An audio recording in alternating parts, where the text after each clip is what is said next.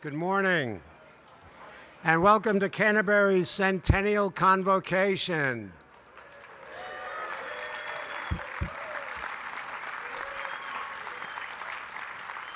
What a great historical day. Wow. Let me tell you, if today is half of what yesterday was, it's going to be right off the charts. So welcome, glad to have you. It promises to be outstanding, exciting, and as I said, historic.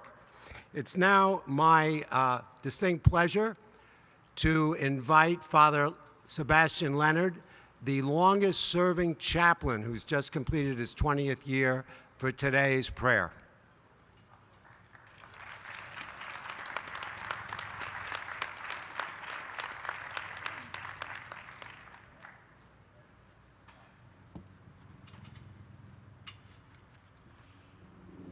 In the name of the Father, and of the Son, and of the Holy Spirit. Loving Father, you have watched over Canterbury for 100 years, and we are grateful for your provident care. Continue to bless our school as it begins its second 100 years, the administration, faculty, and student body.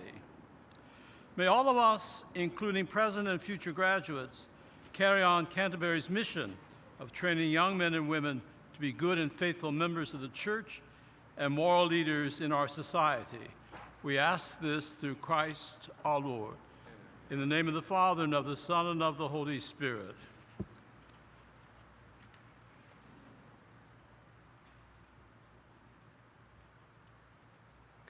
Thank you, Father.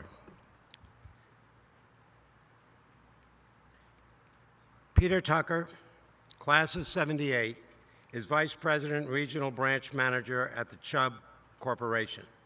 He is President of Canterbury Society of Alumni and Trustee ex officio. He has 4 siblings who have attended Canterbury. It is my privilege to introduce the President of Canterbury Society of Alumni, Peter Tucker, class of 78.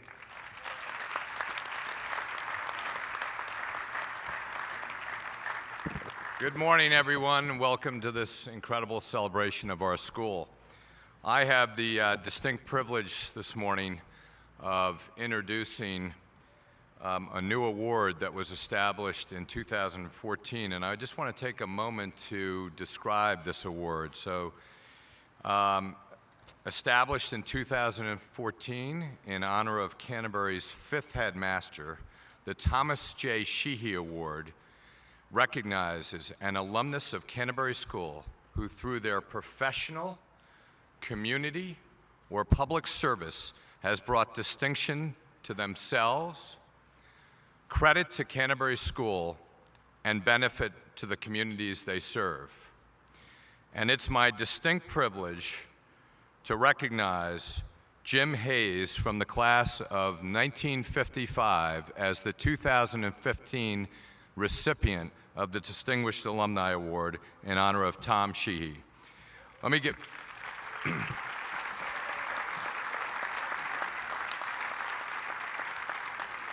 I want to tell you a little bit about Jim because you'll see why he is the perfect embodiment of this award, and this is our 2nd awardee, again established by the Society of Alumni with the support of the board.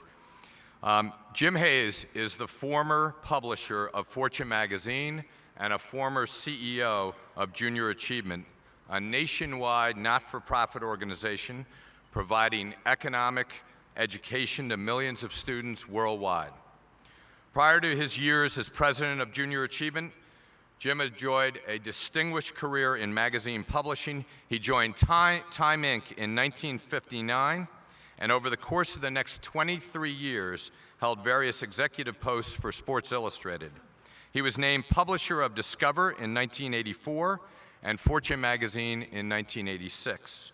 While publisher, he founded the Fortune 500 Forum, an annual gathering of Fortune 500 CEOs to discuss the major issues facing business and our nation. A longtime advocate for our nation's children, Jim also established the Fortune Education Summit, including government, business, and academic leaders to discuss the role of the business community in education reform. In further pursuit of these interests, in 1994, Jim founded the New American Revolution, a business-led initiative to address the needs of the nation's children. In 2014, in pursuit of this, Jim moved to Michigan to work on Detroit's revitalization, creating the Detroit Homecoming, an initiative reconnecting the city's expat community with their former hometown. Jim, it gives us immense pleasure to present, in this centennial year, the Thomas J. Sheehy 2015 Distinguished Alumni Award.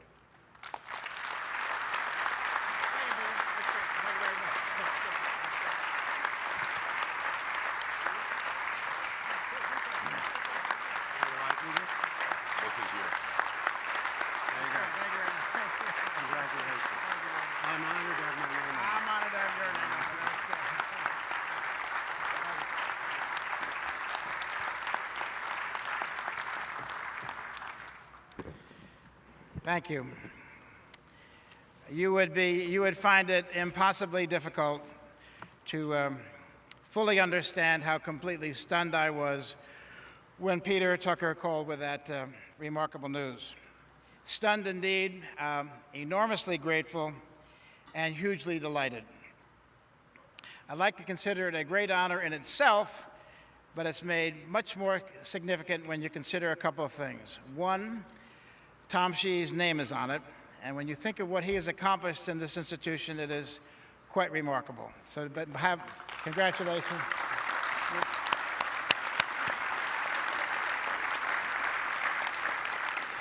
Secondly, the honor is made more significant when you consider the scores of richly talented alumni who have walked these paths for years, far more talented, far more deserving than I. But for me, the real impact of this award is the realization that this recognition comes from an institution that means so very much to me, that has impacted my life in such a meaningful way. There's a word that's not really a word, but you'll understand. The word is VIVE. It stands for Moments of Intense, Vivid Recollection. Things that happened years ago that we remember so vividly today as if they happened yesterday. We all have VIVEs in our lives. One of the great VIVEs in my life was the day that my parents dropped me off here as a 13-year-old boy to start my freshman year at Canterbury.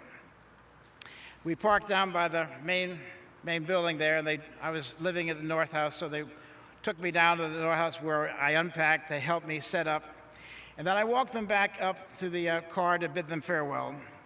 And as they drove off and I waved them off, I turned around and I said to myself, and he turned around and he walked into a different world. Now that might sound a bit melodramatic for a 13-year-old lad, but as my life unfolded, it turned out to be very, very true. Canterbury gave me a life. I was suddenly surrounded by all these bright, talented compatriots. I was part of a campus that was led by a faculty that was inspiring and caring about their students. We all have 3 or 4 names, or maybe more names, of teachers who have really impacted our lives. My list is kind of short. It's Bill Dalton, Jim Moore, Walter Sheehan, and Philip Brody. Those people truly impacted my life.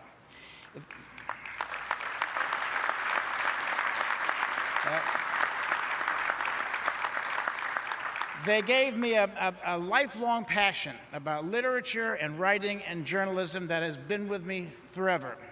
They set me on a course that never varied, and it's a course that guides me today and one from which I have never altered.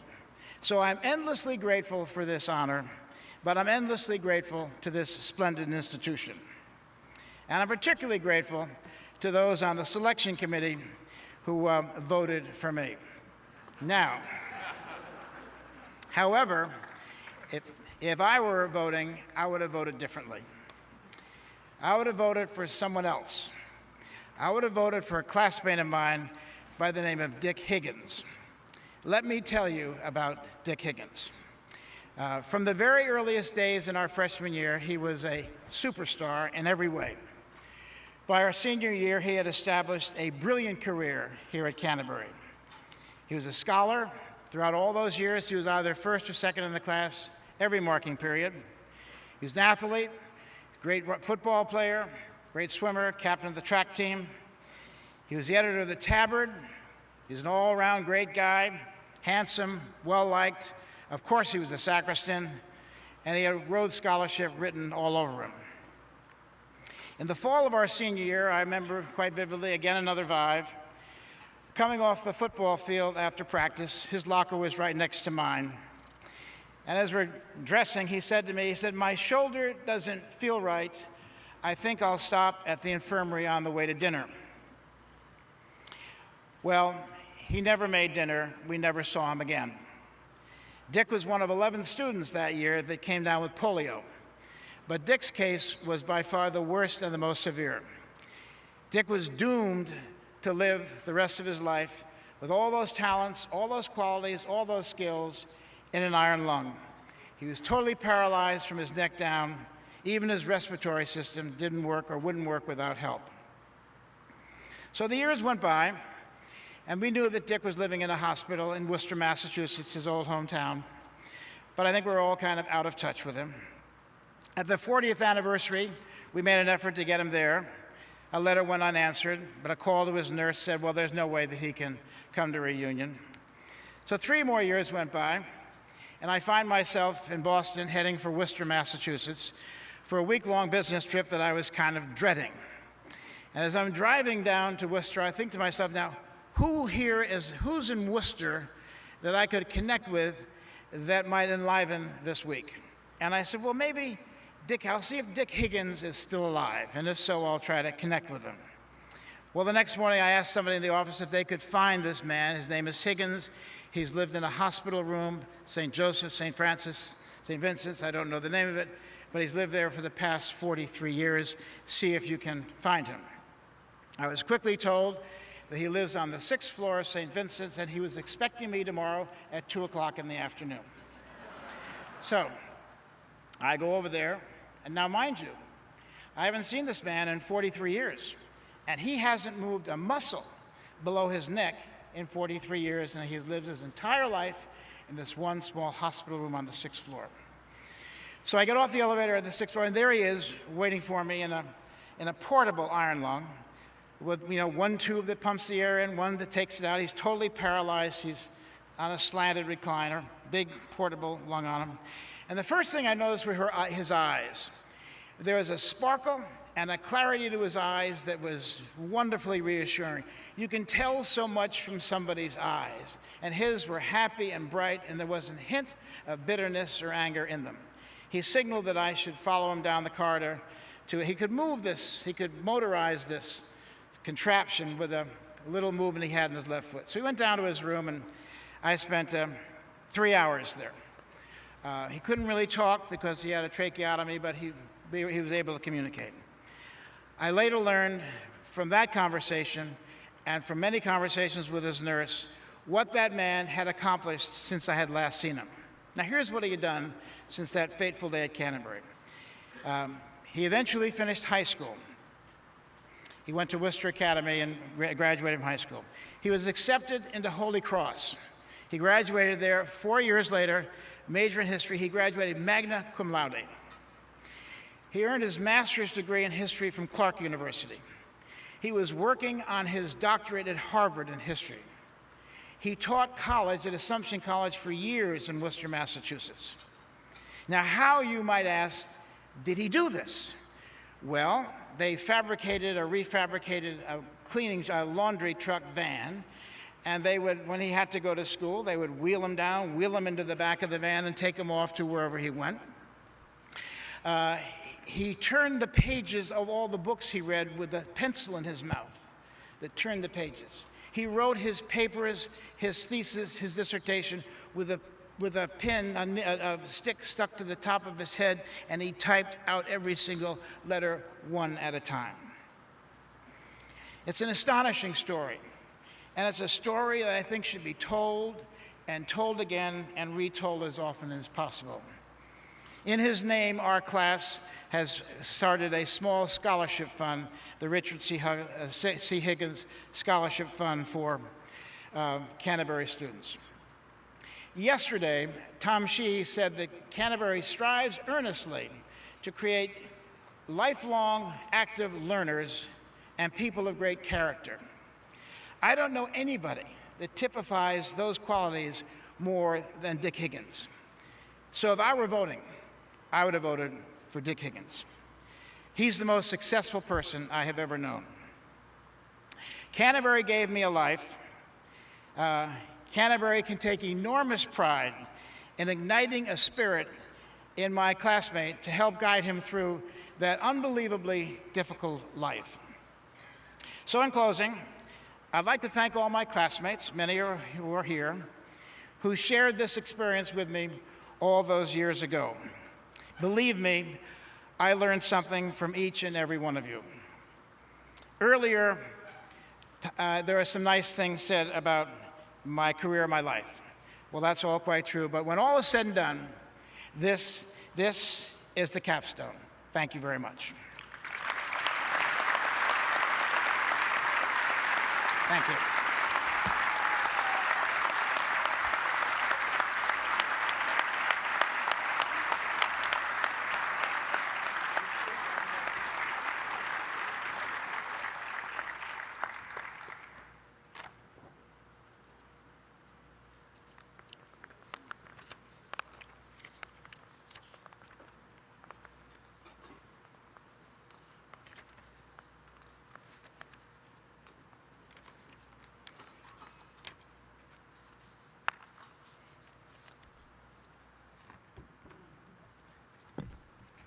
I could get started if I could find page 1.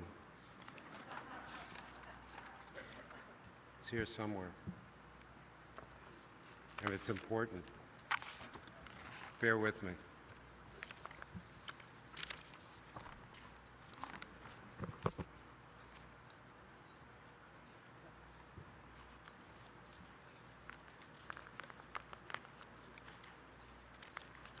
This isn't too embarrassing. I wonder if it's my wife playing a joke on me because I didn't wear a tie.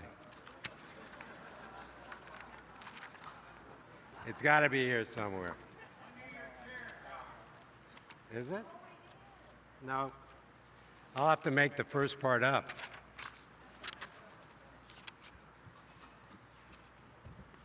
I can do this again, Tom, if you like. You might have to. Okay. I don't know what happened to it. At any rate, I'm going to start, and bear with me. December 18th, 1989, John Duffy walked out of a conference room at the Equitable Center in New York City, calmly came up to me and Betsy and announced that I was the 5th headmaster at Canterbury. I was thrilled, I should say, we were thrilled, and we were honored. We are thrilled and honored as much today as we were then. That night, reflecting on the excitement and the thrill of knowing where we would be the next year, I began to reflect back on the fact that I was the 5th headmaster. What about those 4 educators who had come before me? What had they done? How had they served the school that was so effective that I, with pride, was looking forward to coming to Canterbury and to serve it? Now, the challenge for me today is to address the accomplishments of those 4 previous heads in a few short minutes. I'll do my best. I might add just a little aside that sometimes fate works in strange and mysterious ways. Nelson Hume started out as an educator at Loyola School in New York City. I and my 3 brothers graduated from Loyola School in New York City. I grew up in Roslyn, Long Island, in a neighborhood called Canterbury Woods, and our address was 1 Canterbury Lane. Now, it gets a little weirder. In the winter, we used to go across the street and up the hill, through a fence, onto this estate where we would sled. And the estate belonged to Clarence Mackey, one of the founding fathers. Now, I'm not making that up. So, how did it all begin and why? Nelson Hume, an established educator, and Henry Havemeyer, the president of American Sugar. Henry's son needed some tutoring and turned to Nelson Hume. Henry wanted his son to go to Yale, but feared sending him to a New England boarding school would jeopardize his Catholic faith. After all, New England boarding schools were the ticket to the Ivies. And so you have the making of Canterbury, a New England boarding school run by lay Catholics to prepare the young men for entrance to the Ivies while giving them a firm foundation in their Catholic faith. What could be better? And so on June 19th, 1915, after months of organizing and through the generosity of Clarence Mackey and others, Nelson Hume took possession of 12 acres and 2 main buildings of the recently closed Ingleside School. And he readied the school for its opening in September of 1915. The property was secured with a $1,500 a year lease. Think of that. Nelson set about hiring the faculty, choosing the name of the school, Canterbury. I've often wondered why. There are actually 5 Canterbury schools in the United States, but this was the first one. And Nelson chose it after St. Dunstan, who formed the school Canterbury, the first post-Roman Christian school in England. So that's a very old standard school going way back. Someone else offered, well, he didn't want to name it St. Mary's, he didn't want to name it St. Joseph's or anything like that. It might be too Catholic. At any rate, Canterbury it was. And then he set about the school motto, and I won't quiz anyone on this, Super Certari Semel Traditae Sanctis Fidei. No hand? Okay. To persevere for the faith, the traditional faith handed down to the saints, to fight valiantly for that faith.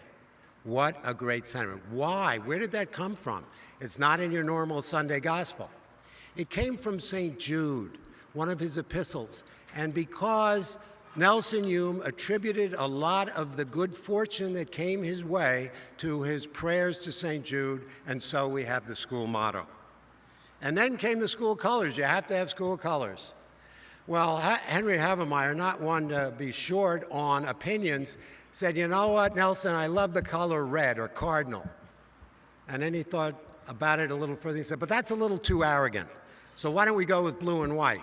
Well, Nelson figured he wanted blue and white because those were Yale's colors. At any rate, Nelson got his way and settled on Navy and Columbia, and to this day, those are our school colors. For the next several years, Dr. Hume operated a small school on a shoestring, quite often having to appeal and sometimes even beg from his trustees for strategic monetary support, but he made it work. Now, he was also an outstanding teacher, and Joseph Campbell of the class of 1921, a famed mythologist who wrote The Hero with 1,000 Faces, stated that Dr. Hume was a marvelous, marvelous teacher who made us write, and write every day. And then Sergeant Shriver, class of 34, whom Dr. Hume sent one Sunday to Miss Porter's to present a speech on international cooperation at a boarding school conference. a speech Sarge did not want to give. But Sarge attributes that experience, which also got him a scholarship to spend 3 months in Europe that summer, with the idea of founding the Peace Corps, which he did so in the 60s. Interestingly, Nelson Hume was passionate about hockey and believed it saved the school during the winter months, something that can be confirmed by the undersized squash courts and the undersized basketball court. And of course, the importance of hockey at Canterbury remains today. Though the school lost its 2 original buildings, the bungalow in 1925 and the main house in 1936 to a fire, his tenure witnessed the building of the Chapel of Our Lady, the gymnasium complete with pool, which was fairly unique in New England boarding schools, the old schoolhouse, the building of North House, and the purchase of more land, as well as rebuilding the 2 burned-out buildings. At the time of his death on June 14, 1948, there were 7 buildings, the school was flourishing, and was well respected in the world of New England boarding schools, and deeply rooted in its mission. During his 33 years, he had brought the school through 2 world wars, fires that consumed the 2 original buildings, and a global depression. He was a man of tremendous faith, intelligence, resourcefulness, and determination. The arrival of Walter Sheehan, an educator recommended to Nelson Hume by Frank Boyden, the renowned head of Deerfield, brought the first residential chaplain, Father Thomas Quinn, who served the school for 10 years. Sheehan's tenure showed and demonstrated more growth in both student population and facilities. And during the 1950s, 3 houses were constructed, others were rented in town to house the growing population and the increase in faculty. In 1960, because of the growing population, the chapel was enlarged, and in 1962, the present headmaster's residence was built.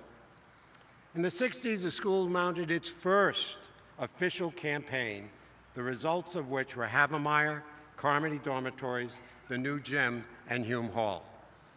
And in 1965, Walter Sheehan hired the first female faculty, Gilda Martin, who served Canterbury for 40 years. That same year, several hundred gathered at the Waldorf Astoria to celebrate the 50th anniversary of Canterbury's founding. It was at this event that Cardinal Spellman presented Walter Sheehan with a chalice that had been used by the Pope that morning to celebrate Mass.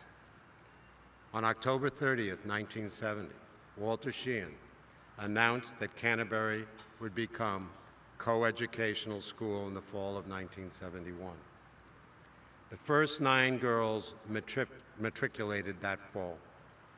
Walter Sheehan retired from the position of headmaster at the end of the 72-73 year. I don't think there was any correlation there, but would continue to assist in fundraising and alumni relations for the next few years.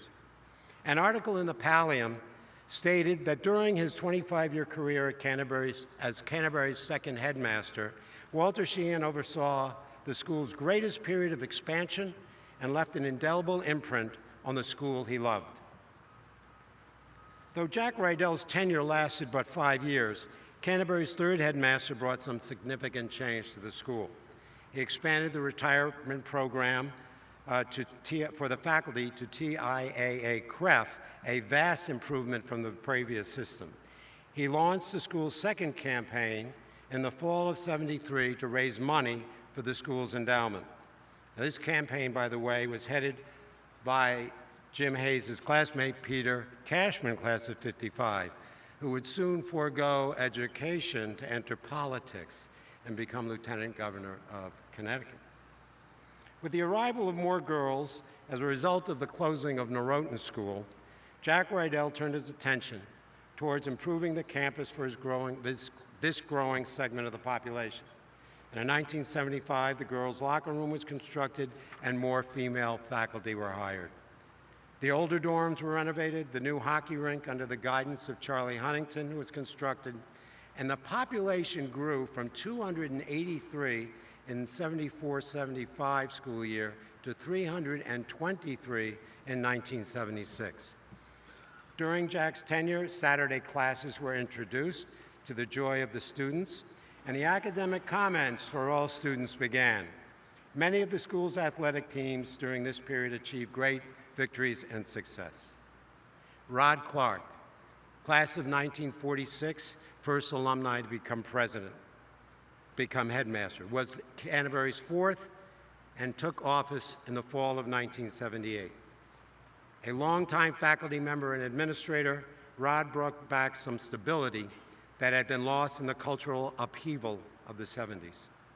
As a true Renaissance man, he believed in the importance of music and the arts and worked diligently to expand those programs.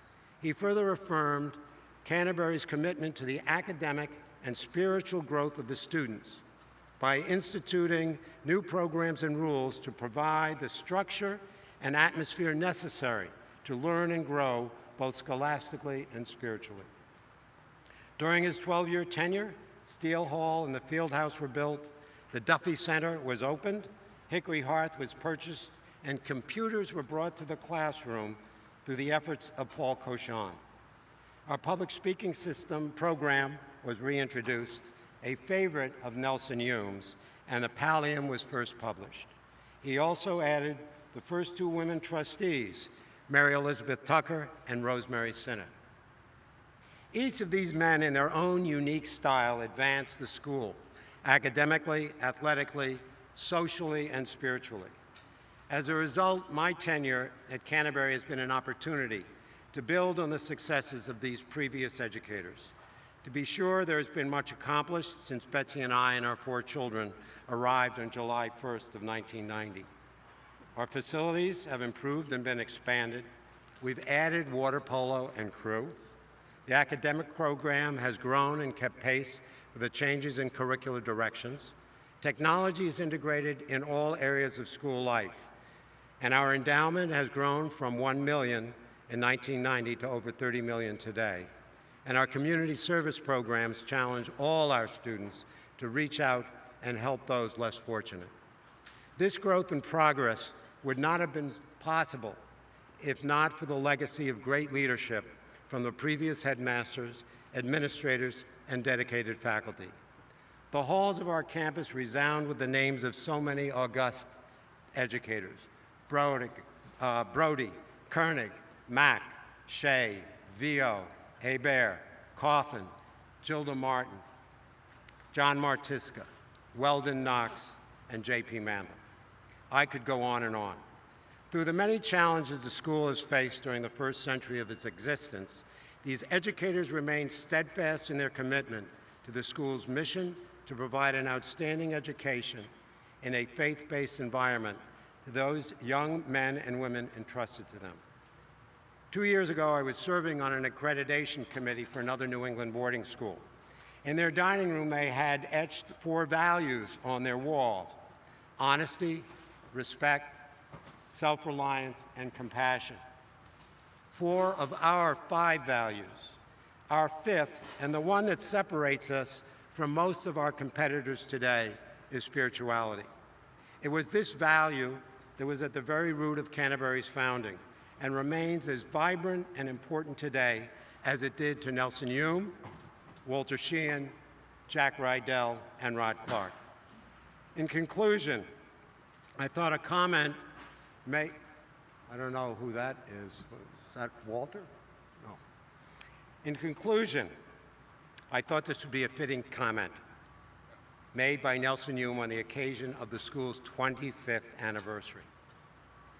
Quote, "When we consider the hard days through which the school and everybody else, in fact, has had to live, it is quite obvious that the work of Canterbury in its growth and improvement has certainly been favored by God.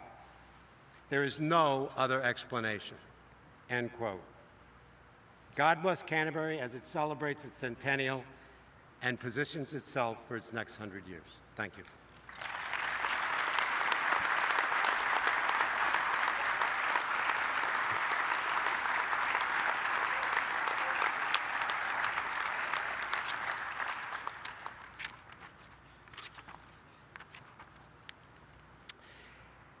It is now my pleasure to introduce Senior Master J.P. Mandler. Senior Master at Canterbury. He has worked in education since 1968 at the Rectory School, Assumption Prep, and Albany Academy, teaching English, math, Latin, and French. At Canterbury, he has been chairman of the English department, director of studies. He now teaches Honors English 3 and Latin 1, 2, and 3. He has been a dorm parent, coached soccer, ice hockey, squash, and lacrosse at various times and at various levels. He has also served as advisor to the school newspaper and yearbook.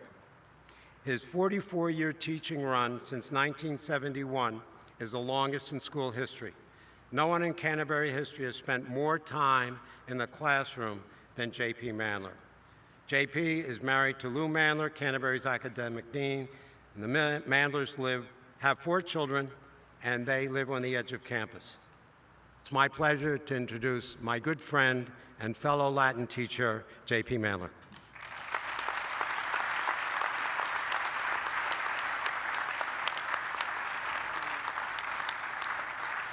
Thank you, Tom.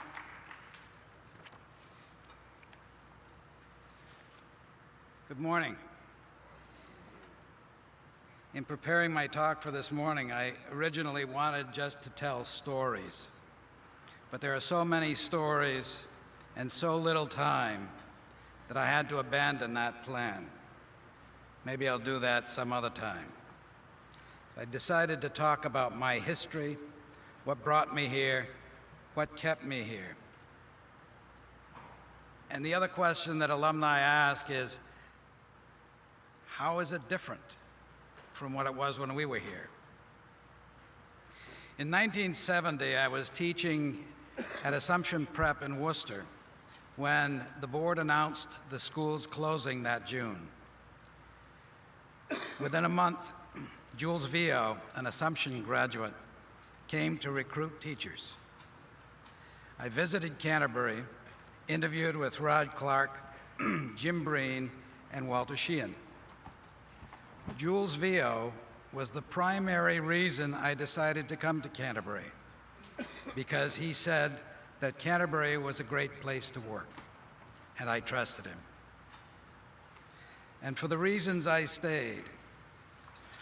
From the beginning, I had excellent mentors who led by example and not by fiat.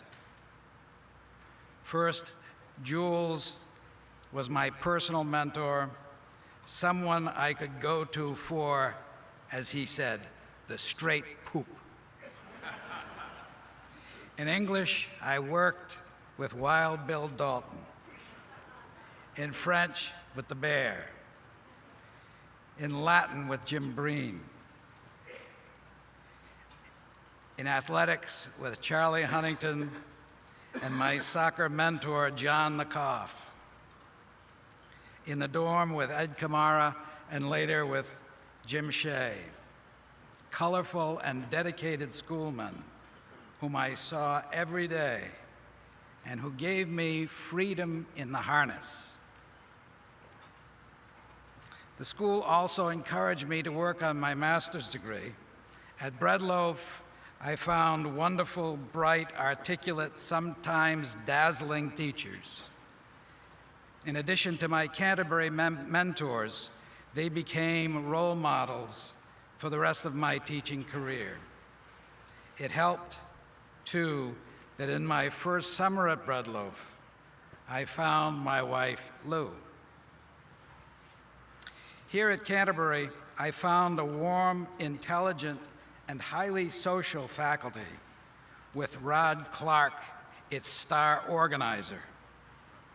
He and Jim and Pat Shea held weekly soirees in Carmody or at Rod's house, including mostly young teachers who liked to get together. Lou Buck, Peter Bordonaro, Mark Boland, Jack Adro, joined in later years by John and Kim Niles, Chris Doyle, Larry Talamy, Betsy Conley Fitzgerald, and Joe Fitzgerald. I really enjoyed having such bright, high-spirited friends. Today, we still find bright, interesting people who come to Canterbury, slowly absorb the spirit of the place, and then decide to stay. At a lunch with Wright Dannenbarger, Press Hagen, Bob Potter, we might talk about the qualities of various cheeses, or contemporary authors, the latest movies, or the vagaries of the Red Sox.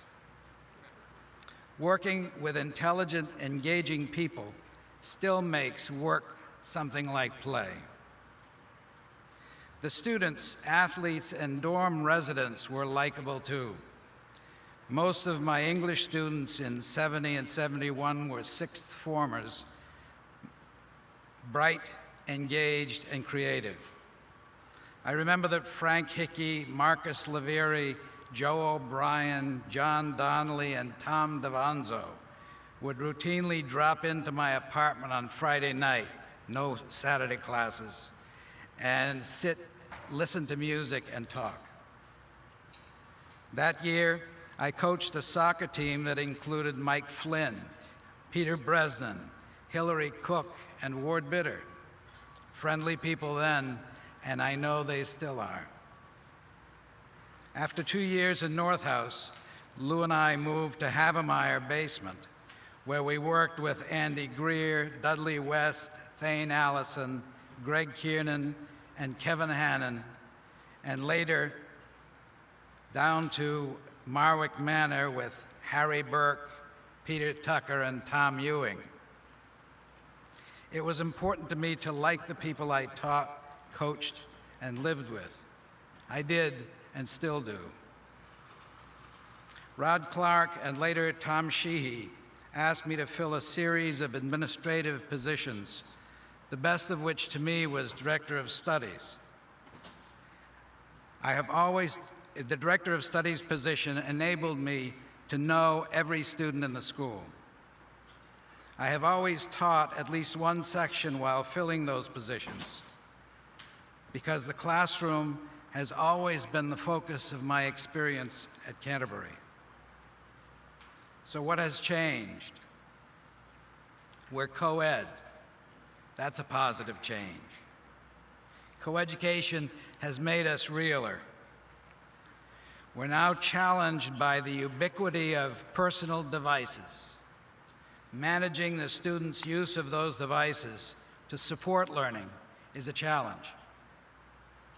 And the issues that Canterbury and other schools faced in the early 1970s of dealing with drugs and alcohol has improved significantly as schools have developed guidelines and programs to respond to them.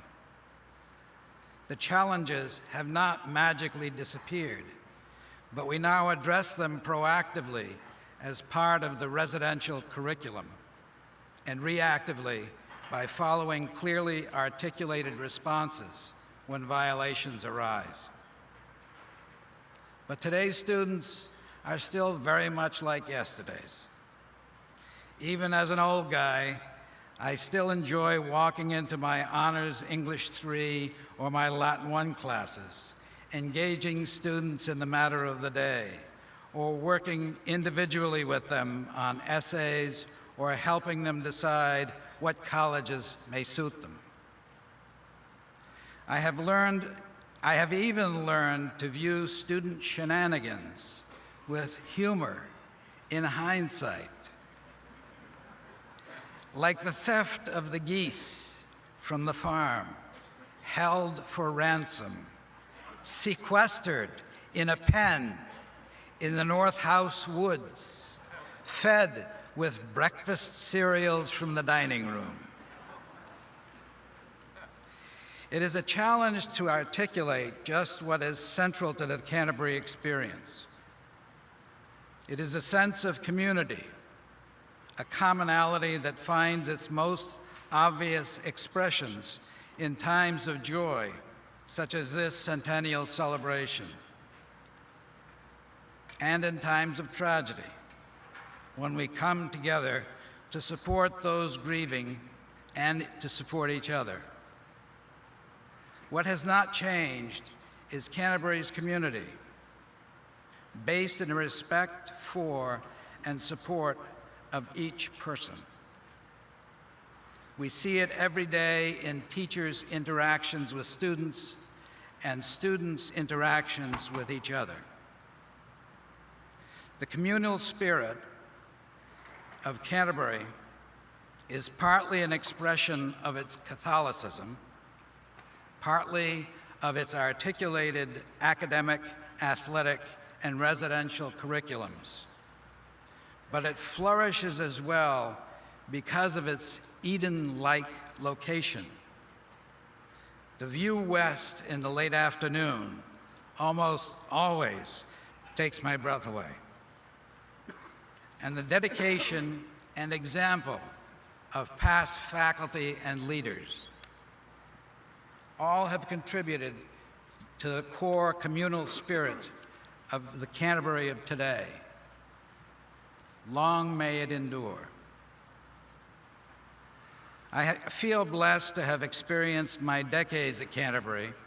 I am grateful to Walter Sheehan, Jack Rydell, Rod Clark, and Tom Sheehy, who have worked to preserve that essential quality of Canterbury, each adding his own twist to improve it.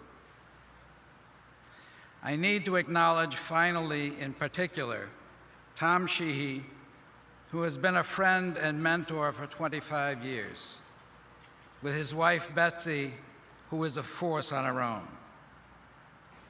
I have truly been fortunate to work with Tom, to watch the bricks and mortar growth, but there's the other side. In Tom's talks to the faculty, he said it more than once, more than twice. Remember that each student is a child of God, inherently worth respect. In saying so, Tom may have best articulated Canterbury's spirit. Thank you.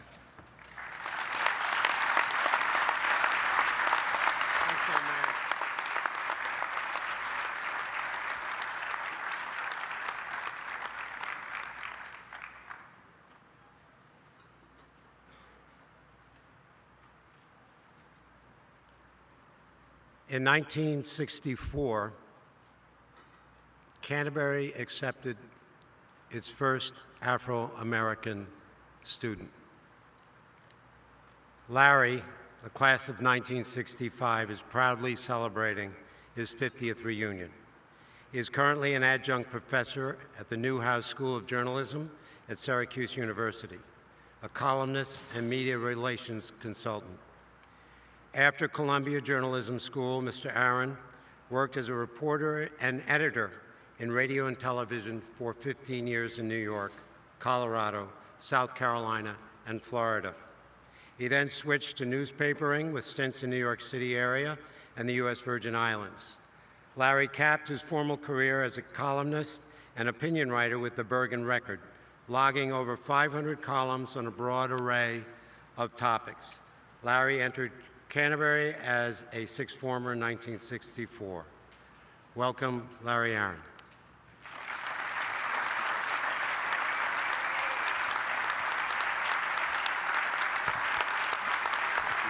Thank you. Thank you.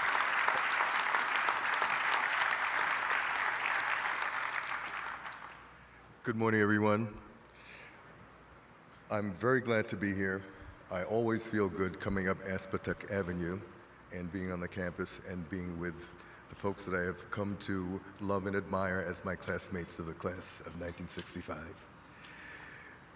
I have never before been asked to talk about my time at Canterbury, and I thank Headmaster Tom Sheehy for encouraging me to share some of my thoughts with you, especially on this major milestone in Canterbury's history and on this program with so many speakers competing for time.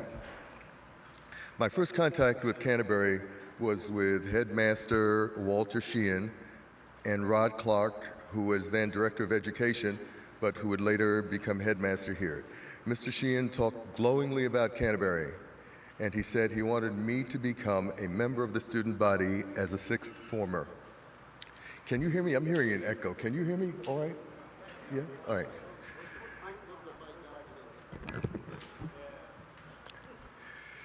I can't recall if it was in that first conversation or the next one that he dropped the bombshell.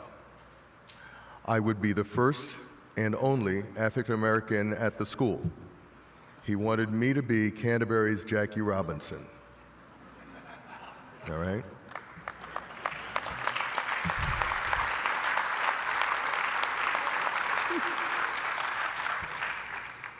It was a real honor. He was very persuasive. I had no reason to turn him down. It was a great opportunity and would be a great adventure, I thought. Right. I spent the summer reading 6 mandatory books, writing book reports, and getting ready for an academically rigorous year at Canterbury. I didn't think much about the social implications until I got to campus. My first day was literally the loneliest day of my life. Middle House, now Sheehan House, was a ghost town.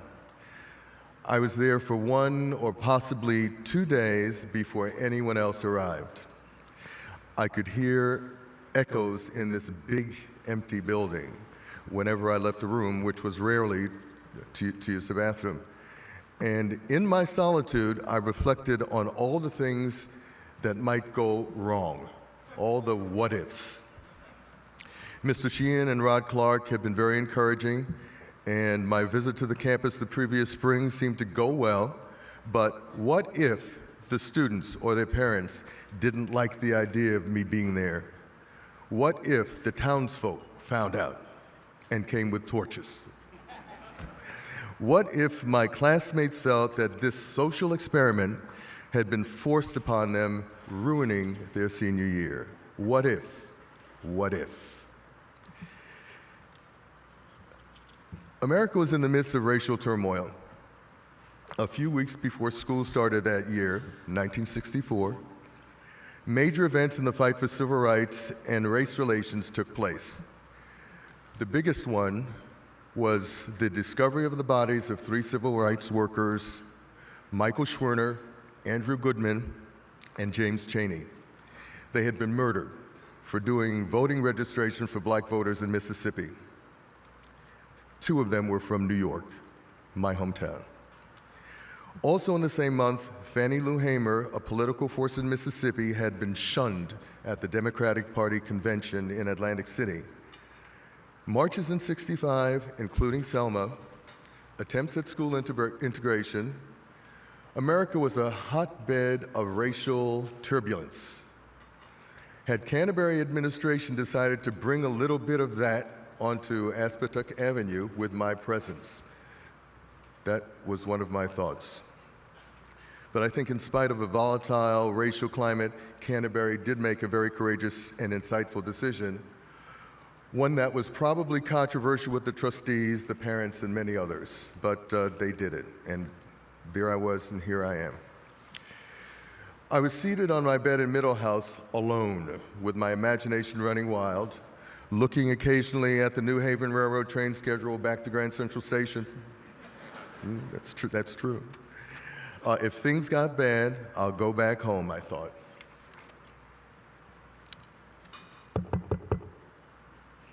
It was a welcoming committee of about 4 sixth formers. They were smiling, cordial, well-spoken. By then, my roommate had arrived, Bill Mahoney, big personality, very engaging young man, great baseball player, and he was the one who said, "Come in," when we heard the knocking at the door. You know, I was still a little bit apprehensive. And he was the one who said, "Come in," and 2 days had gone by, and he was glad for the company. I had to get used to it. Full of gloom and apprehension about what ifs and what's next, I'd rarely left the room and never left the building. It was good to see friendly faces, but I still needed some reassurance.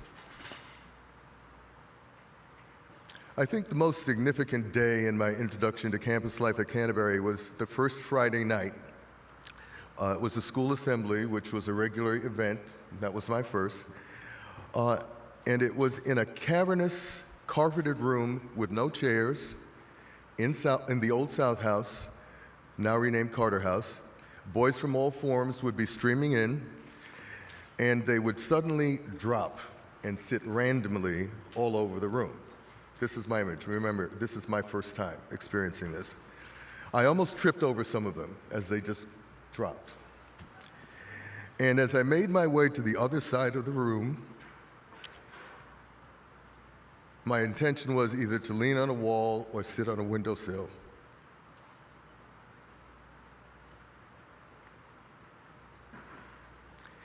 I felt like I was being gently nudged and herded by a few guys of substantial size, maybe Jim Coney's and Sean Lane.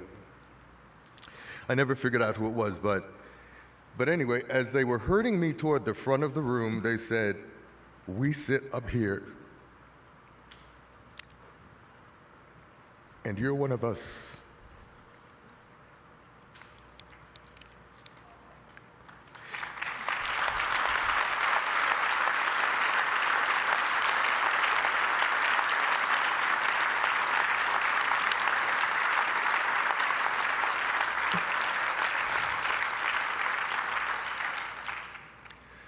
So in an instant, I went from me to we and us.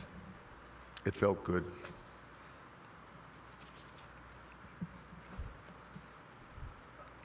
It felt like acceptance. In a relatively short time, I found connection with them through our shared values and our shared ambitions. It was the beginning of a great year for me, full of academic challenge, excuse me. Even so, I had to wrestle with my own negativity and feeling like maybe I was hiding away in this beautiful, tranquil setting, while so much was happening outside, like the rising conflict in Vietnam, Lyndon Johnson's Great Society, and the marches in Alabama. More people engaged in the fight for civil rights were dying, that is, getting murdered. The Unitarian minister, Reverend James Reeb, and an ordinary Detroit housewife, a lot of people don't know about her, Viola Liuzzo. She was the only white woman to die in the civil rights movement. She was murdered in Selma. I loved being at Canterbury, and it was everything and more of what Mr. Sheehan and Rod Clark had promised. I'm not sure that they got out of me what they had wanted, or whether I had had a positive impact on the student body, especially my fellow 65ers. As I read the alumni magazine, the Pallium, over the years, I see Canterbury making noticeable strides in diversity, giving deserving students opportunities to maximize their own potential. I love the stories about a Harlem student becoming a renowned polar explorer on expeditions to the Arctic, and a Bronx kid excelling in squash, which I loved when I discovered it here. And I was especially struck by a student's father, and this is all in the Pallium if you read it, a student's father who was thrilled about the great reception his daughter got here, although they were of a much different faith tradition. And of course, many other members of the student body are regularly committing to community service in Lourdes, Nicaragua, here at home and elsewhere. That's the Canterbury that I identify with. The one that believes in a mission to make a great education available, often irrespective of wealth, race, and class. And the one that encourages leadership in young people who need moral direction. I see a school that is reaching out beyond its core demographic and beyond the demographic envisioned by its founders. And I hope in the future that Canterbury can continue to meet the challenges of inclusion by race, ethnicity, color, gender, religion, national origin, and so many other things that make us different from one another and alike. Not only in the student body, but also reflected in the faculty, staff, and curriculum. History students should be reading, for example, books like Isabel Wilkerson's The Warmth of Other Suns, which talks about black migration from the South to the cities of the North. Great book. And I hope that Canterbury, while reinforcing strength of character and moral leadership in its core demographic, can continue to be an institution that tears down walls and builds bridges, as it did with me. Thank you.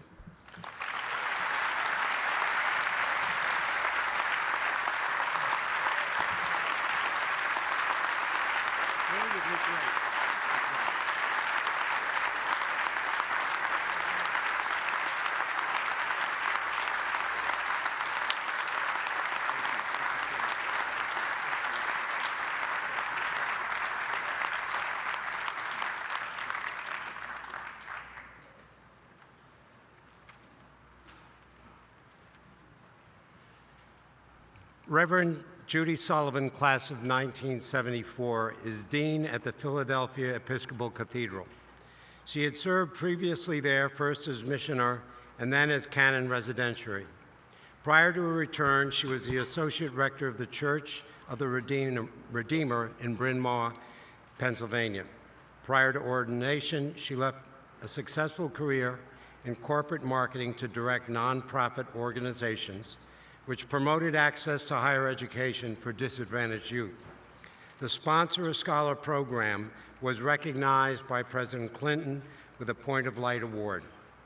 Judy is a graduate of Wellesley College and was awarded the Master of Divinity from the General Theological Seminary. She completed 2 years of her studies at the Lutheran Theological Seminary in Philadelphia, receiving the Winter Scholarship Award and the Maul Award for Academic Merit and Promise. She is the chair of the board for the Interfaith Center of Greater Philadelphia and a member of the board for Episcopal Community Services and the Healthcare Improvement Foundation. Judy has 3 siblings who graduated from Canterbury, and Judy was one of the original 9 girls admitted to Canterbury School in 1971. My pleasure to introduce Judy Sullivan.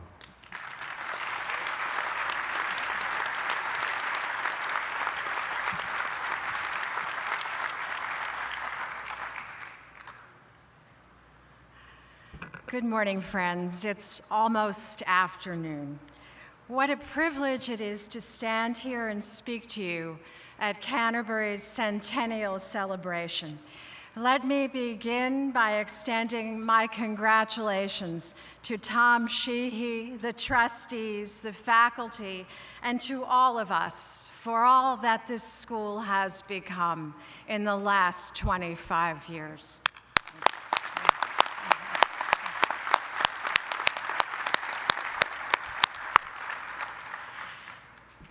Connecting with many of you last night and sharing the unexpected twists and turns of our lives has put me in mind of one of our distinguished alumni, Joseph Campbell, class of 1921, who is also one of my heroes.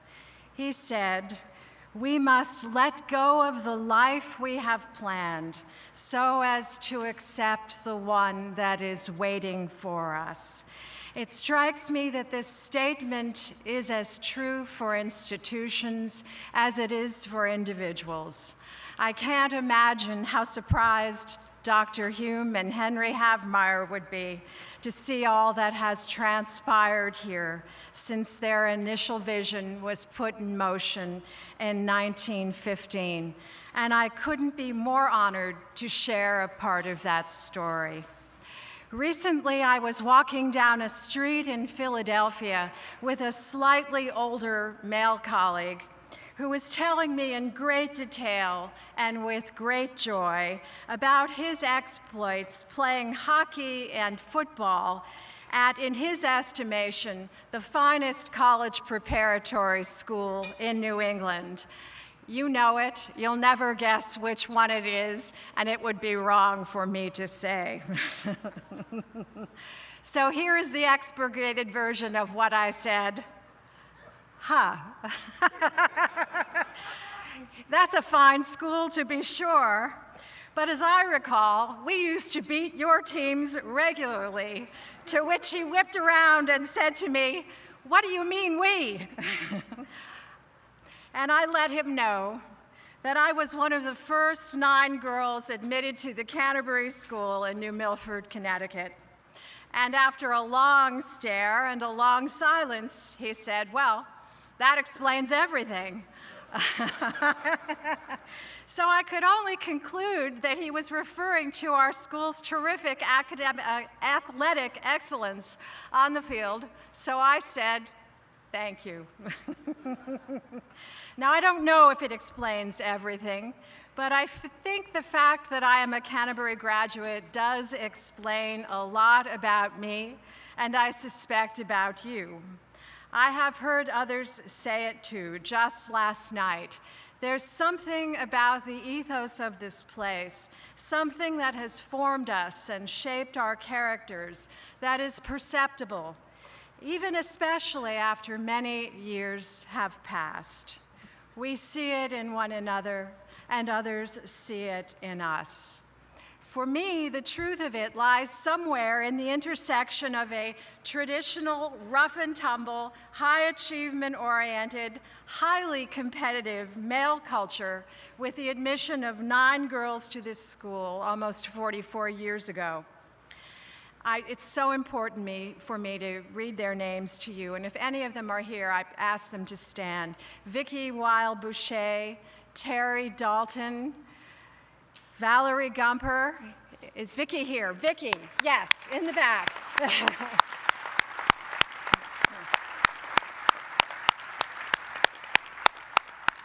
Gail Irwin, Sarah Huntington, Sarah Krieger, Lizette Michaelman, and Ann Wagenbrenner.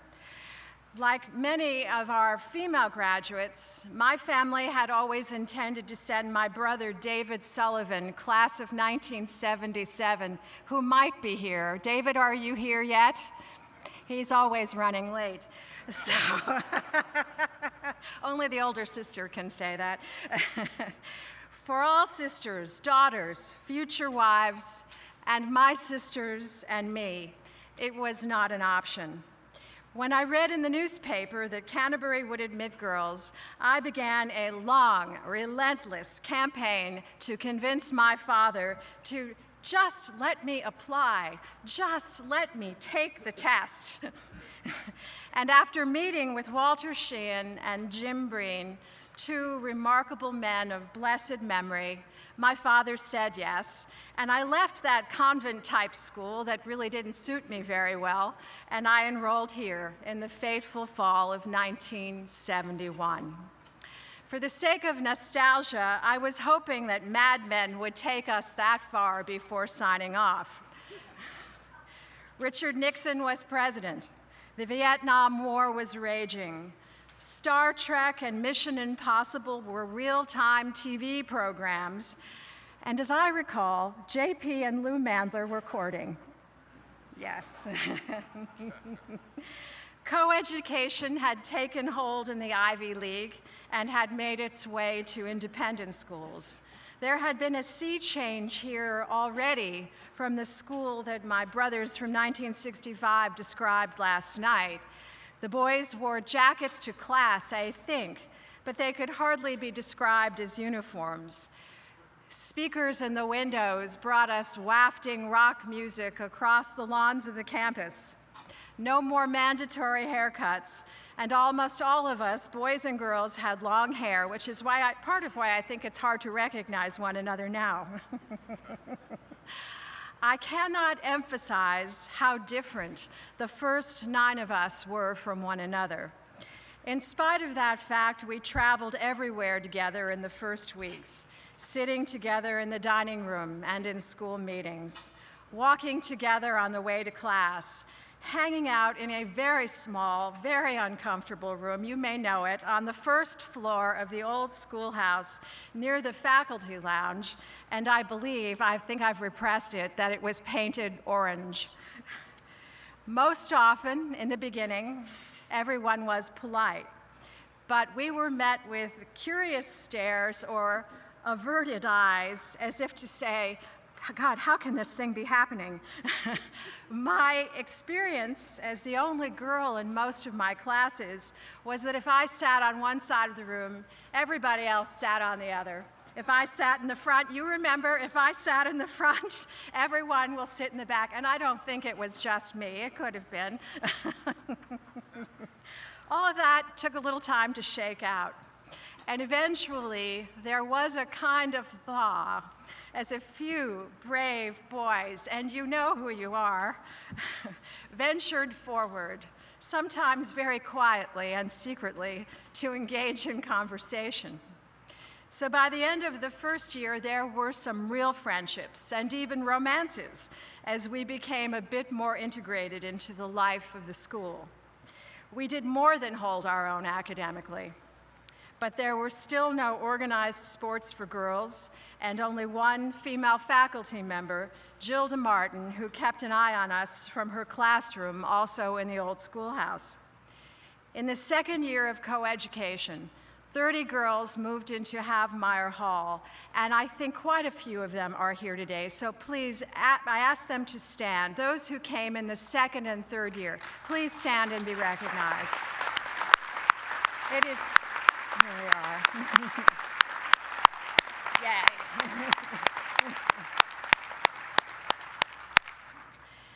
As our numbers increased, the school began to live into a bigger, bolder version of itself that transcended gender.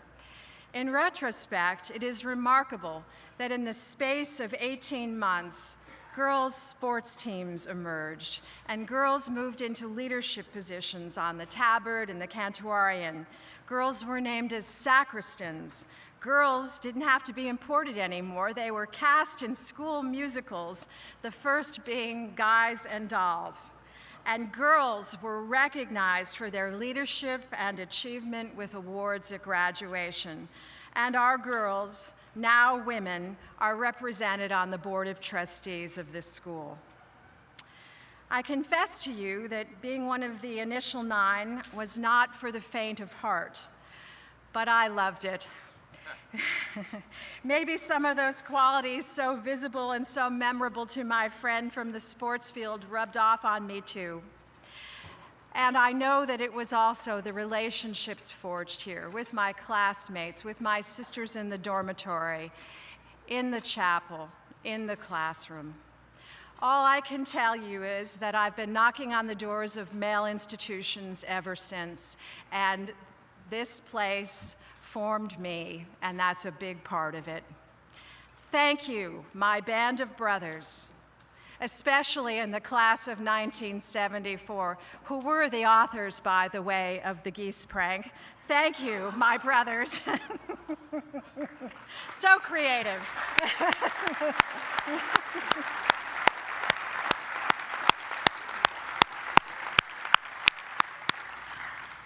Thank you for moving over. Thank you for getting out of the way.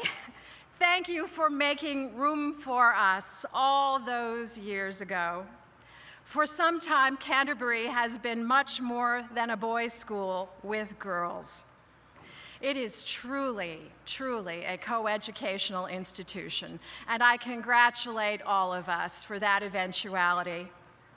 That ethos, that special culture, which has shaped and formed us, was also profoundly changed all through those years and strengthened by coeducation.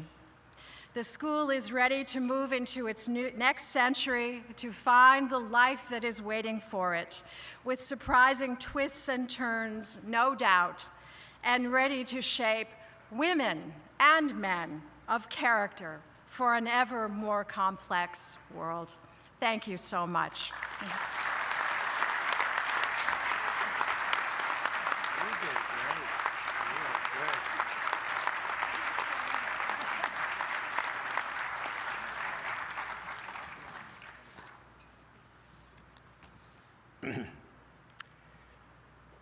Bob is CEO of Cohen & Steers, a leading global investment management company based in New York City with nearly $53 billion in assets under management. From 1984 to 1986, Bob was a Senior Vice President and Chief Investment Officer at National Securities and Research Corporation.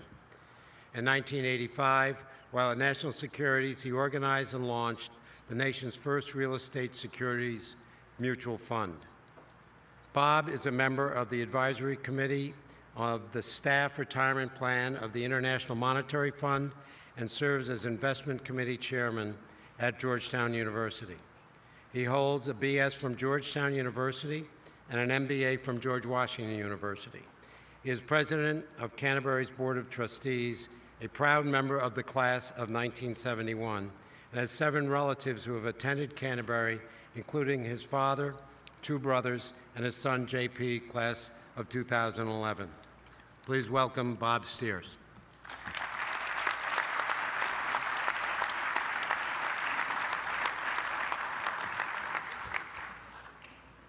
Thank you, Tom. It's great to see so many people here today. It's really quite overwhelming, the tent and the weather and so on. Makes me feel a little like the mosquito in the nudist colony. I know what I have to do, I'm just not sure where to start. But I think the best place to start is, first of all, wishing us all happy birthday, 100th birthday celebration. And I think it's appropriate to begin the celebration by celebrating the great leadership that we've had here. You've heard a lot from Tom about his predecessors and JP, his predecessors and peers, and the great leadership that we've had here at Canterbury. But I really think that today is a day to celebrate the great leadership from Tom and Betsy Sheehy. 25 years.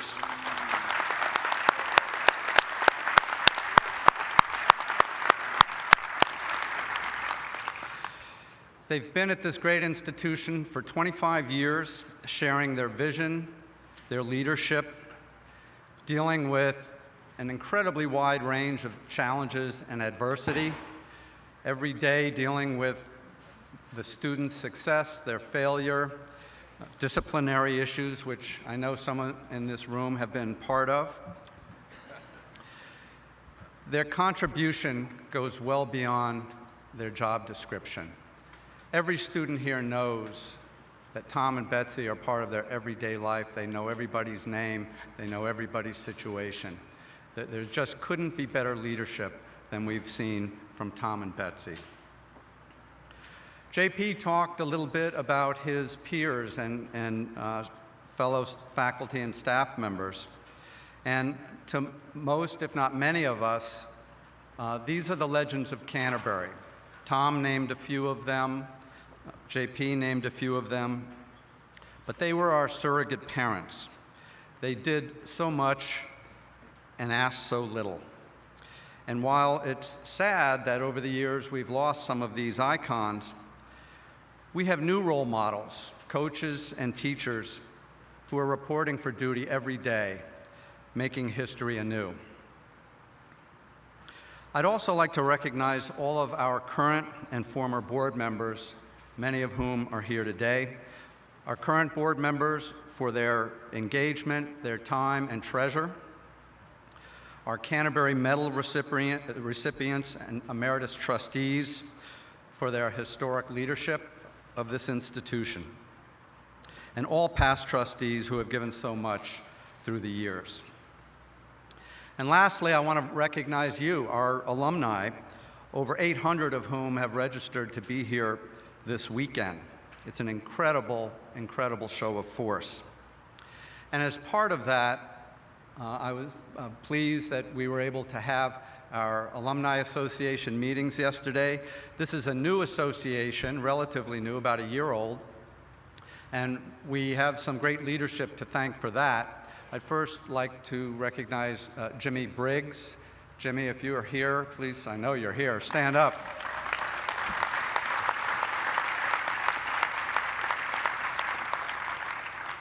The Association of Alumni was Jimmy's dream, his vision. He conceived of it, he structured and helped to provide leadership to organize it, and hand it over to Peter Tucker, who is our first president. Was that your title? President of the Alumni Association? Supported by an incredible advancement staff who are responsible for everything you see here this weekend. The Alumni Association is going to be a powerful new resource that I encourage you all to take advantage of as a way for us to stay connected with Canterbury. So what motivates so many alums to come back to the Hilltop for this event, besides an open bar and a great band? I think it boils down to the fact that Canterbury just makes you better. The Jesuits refer to cura personalis, or the education of the whole person. We all leave Canterbury better students, better athletes and competitors, better friends and classmates. We leave well-rounded, ethical, and educated young men and women ready to take on college and the world. And because of your support, the future's never been brighter. Tom has covered a lot of recent progress here at the school, but as you can see, our expanded athletic facilities is the envy of many of our peers. The She-He turf field is a field that was built because it was 100% pre-financed by gifts from alums and trustees. Our dorms and classrooms are undergoing a much-needed multi-million-dollar renovation, thanks to the generosity of many here today, again, especially trustees. As Tom mentioned, the endowment today is at a record $30 million and is overseen by a very talented group of alumni. The college list is strong and getting stronger every year, but most importantly, the kids here are engaged, enthusiastic, and successful. That said, prep schools in general and Canterbury face some real challenges today. Not surprisingly, the biggest challenge is financial. There is an arms race going on today to offer financial aid to the best students and best athletes, to attract and retain the best faculty, those legends of the future, and to build and maintain modern facilities. We face adverse demographic trends and changing economic and social conditions. These challenges are real. We're not going to solve them today, but more importantly, I'm confident that with the support of the entire Canterbury community, we will succeed in fulfilling our school's mission. So let me conclude by sharing with you our recently updated mission statement, because I think it's powerful. Canterbury is a boarding school led by lay Roman Catholics, a unique educational community that prizes equally academic rigor and the development of young men and women with faith and values. But Canterbury is not a school just for Catholics. It's an inclusive institution that uses Catholic beliefs, morals, and ethics as a roadmap for leading lives of accomplishment, substance, integrity, and service. Students and family of all faiths benefit from the school's mission. Canterbury's leaders and faculty model for students the 5 values of honesty, respect, compassion, spirituality, and self-reliance, and expect students to understand and embody them as well. A Canterbury education cultivates intellect and honor and prepares students for success in college and beyond. A Canterbury education is uplifting and encourages students to reach for their greatest potential, their best selves. I know you agree Canterbury is a special place and deserves to thrive, and thanks to you, it has and it will. Happy birthday, Canterbury, and go Saints.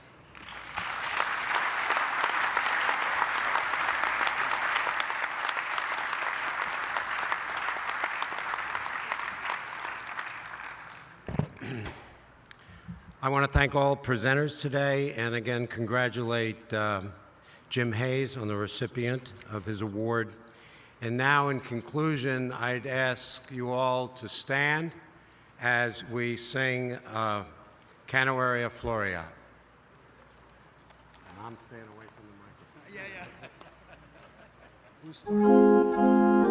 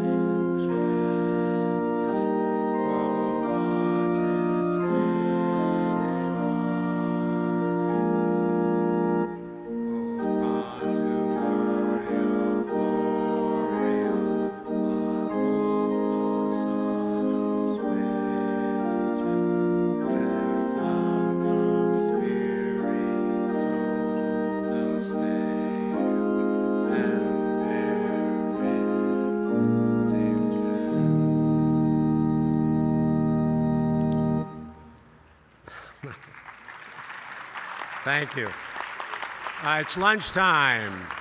So enjoy your lunch. There are affinity lunches, I believe, or enjoy the grounds. We have the academic panels that begin, I believe, at 2 o'clock to 3:30.